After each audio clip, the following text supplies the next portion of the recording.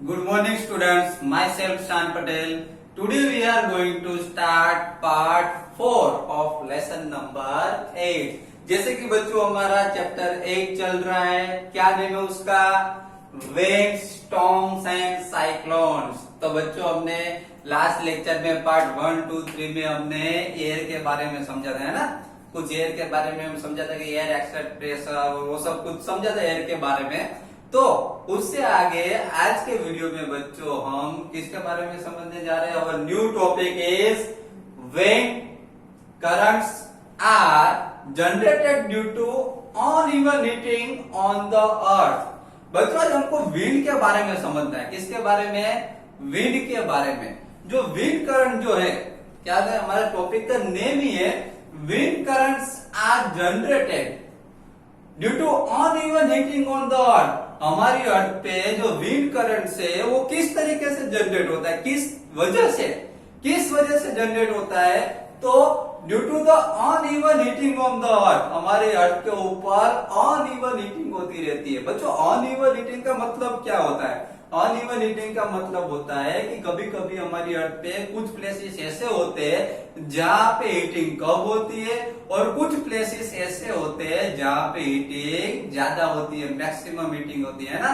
जैसे कि हमने अपने 7th स्टैंडर्ड में पढ़ा हुआ कि पोलर रीजन जो होते हैं, पोलर रीजन का जो एरिया है, पोल्स जो है नॉर्थ पोल साउथ पोल, वहां पे जो क्लाइमेट है वो कोल्ड क्लाइमेट है ना, तो वहां पे हीटिंग ज्यादा नहीं, वहां कोल्ड क्लाइमेट है। ओके, इक्वेटर के नजदीक में जो क्लाइमेट है, इक्वेटर के नजदीक में नियरेस्ट जो एरिया होता है वहां पे, इक्वेटर के नियरेस्ट क्या होता है कि वहां पे हीटिंग सनलाइट उस पे डायरेक्टली सनलाइट उसके ऊपर गिरती है, सन रेज उसमें डायरेक्टली फॉल होते हैं, इसकी वजह से वहां पे हीटिंग ज्यादा होती है। तो ये अनइवन हीटिंग जो है हमारी अर्थ पे, उसकी वजह से बच्चों विंड करंट्स होते हैं। किसकी वजह? विंड करंट जनरेटेड होते हैं, बराबर। तो उसके बारे में आज हम दो टाइप के बारे में सीखने जा रहे हैं। There are two types of wind currents. इसकी वजह से दो रीजन है। First, uneven heating between the equator and the poles. सबसे पहले तो इक्वेटर, हमारी जो अर्थ है, हमारा जो ग्लोब है, उसमें इक्वेटर और पोल्स के बीच में जो अनइवन हीटिंग होती है उसके बारे में समझेंगे। और दूसरे टॉपिक में सेकंड पार्ट में uneven heating of land and water, land and water के बीच में जो अनइवन हीटिंग जो होती है उसके बारे में हम समझेंगे, बराबर। तो आज हमको मेनली टू टॉपिक के बारे में समझना है बच्चों। Uneven heating between the earth and the poles and second is uneven heating of land and water. Clear? Okay, so see here. Okay, first point is uneven heating between the equator and the poles. Okay, see here, regions close to the equator gets maximum heat from the sun.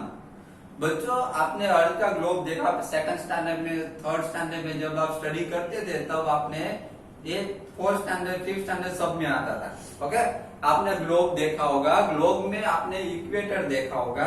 जैसे कि आपको अभी याद ना हो तो एक छोटी सी फिगर ड्रॉ करके मैं आपको दिखाता हूँ कि जो अर्थ होती है, अर्थ का जो ग्लोब होता है, समझ लो कि ये हमारा अर्थ का ग्लोब है, बराबर, इस तरीके से।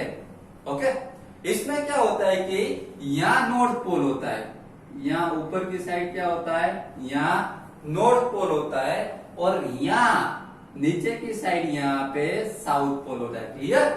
ऐसा आपने सीखा होगा 4th स्टैंडर्ड, 3rd में भी आता था, 4th 5th स्टैंडर्ड सब में आता है। ओके, यहाँ पे नॉर्थ पोल, यहाँ पे साउथ पोल होता है। और जो हमारा जो अर्थ है, हमारा जो ग्लोब है, उसमें ये बिटवीन जो लाइन होती है, ये लाइन जो होती है, ये होता है यहाँ पे इक्वेटर। क्या होता है बच्चों?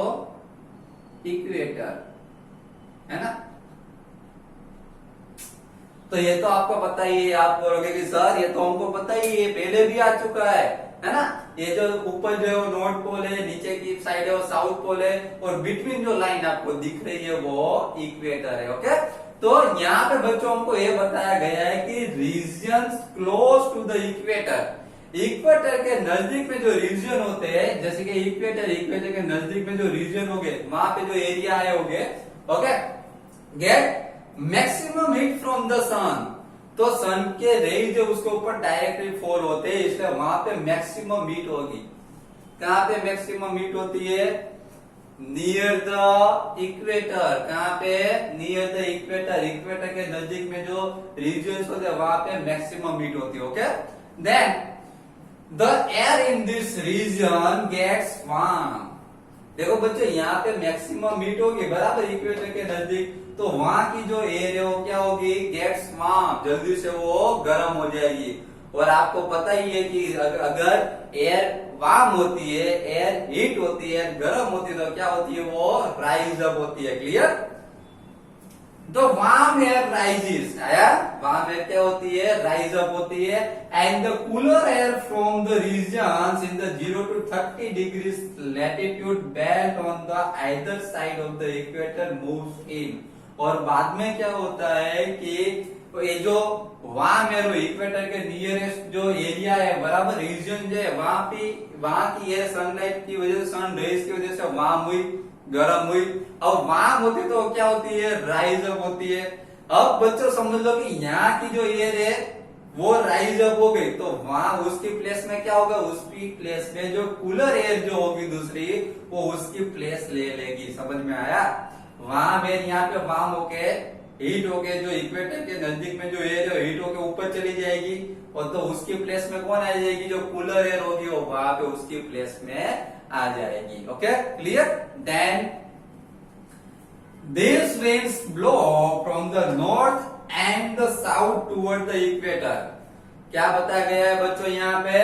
These winds blow from the north and the south toward the equator। ये जो winds है वो नॉर्थ पोल की ओर और साउथ पोल की ओर क्या होते हैं? मूव होते हैं towards the equator. Okay, then at the poles the air is colder than that at latitudes about 60 degrees. बच्चों यहाँ पे ऐसा कहा गया है कि जो 60 डिग्री की लैटिट्यूड जो होती है उसके कंपैरिजन में जो पोल्स की जो एयर होती है वो कोल्ड होती है। तो हाँ, हमको तो पता ही है क्योंकि पोल्स जो है वो कैसा रीजन है? वो पोलर रीजन है। वहां का जो टेम्परेचर है वो बहुत कोल्ड होता है पोल्स में। नॉर्थ पोल और साउथ पोल में क्या होता है? वहां की एयर जो होगी वो कोल्ड ही होगी ना, क्योंकि वहां का टेम्परेचर बहुत कोल्ड होता है। Okay, then at the poles the air is colder than at the latitude about 60 degrees. The warm air at this latitude rise up and the cold winds from the polar region rushes in to take its place। बच्चों यहाँ पे ऐसा बताया गया है कि यहाँ पे जो वार्म एयर जो होती है लैटिट्यूड में 60 डिग्री लैटिट्यूड में जो वार्म एयर होती है वो क्या होती है? राइज अप होती है। वो गर्म होती है तो हीटिंग की वजह से क्या हो जाएगी? वो राइज अप हो जाएगी। And the cold winds from the polar region, और पोलर रीजन से जो कोल्ड विंड हो गए नॉर्थ पोल और साउथ पोल से जो कोल्ड विंड जो हो गए वो वहां से मूव होके जो वार्म एयर जो होगी उसकी प्लेस में आ जाएगी। समझ में आया? ओके, तो ये पूरा जो uneven heating between the equator and the poles, ये इक्वेटर और पोल्स के बीच में जो ऑन इवन हीटिंग जो होती है उसके बारे में सिंपल है बच्चों। देखो मैं आपको शॉर्ट में समझा दूं कि ये जो इक्वेटर है वहां पे सनलाइट डायरेक्टली फॉल होती है बराबर। इक्वेटर पे सनलाइट क्या होगी? डायरेक्टली फॉल होगी, जिसकी वजह से इक्वेटर के नियरेस्ट जो रीजन जो होगे वहां की एयर क्या होगी? वहां की एयर वार्म होगी, गर्म होगी बराबर। तो और ये जो नॉर्थ पोल और साउथ पोल जो रीजन है ना, नॉर्थ पोल और साउथ पोल, वहां पे एयर कैसे होती है? कोल्ड होती है। कैसे होती है? क्योंकि वो रीजन बहुत कोल्ड होता है। समझ में आया? तो इन शॉर्ट ये इक्वेटर के नियरेस्ट रीजन उसकी जो एयर होती है वो वार्म होती है, जो राइज अप होगी। ये यहाँ की जो एयर होगी वो नॉर्थ पोल की ओर मूव होगी, और यहाँ की जो एयर होगी वो साउथ पोल की ओर मूव होगी। समझ में आया? जिसकी वजह से क्या होता है कि ये जो नॉर्थ पोल और साउथ पोल की जो एयर होती है वहां पे तो कोल्ड एयर होती है नॉर्थ पोल और साउथ पोल में, तो वहां की जो कोल्डर जो एयर होगी वो मूव होकर कहाँ पे आ जाएगी? इक्वेटर की ओर मूव होगी। समझ में आया? शॉर्ट में इस तरीके से। Okay, then our second topic is uneven heating of the land and water. Land and water में जो अनइवन हीटिंग होती है उसके बारे में। तो बच्चों 4th चैप्टर में हमने land bridge and sea bridge के बारे में समझा था। लैंड ब्रिज और सी ब्रिज में भी यही टॉपिक था। अनइवन हीटिंग, बराबर। तो एक बार फिर से हम उसको रिपीट कर देते हैं, चलिए। In summer,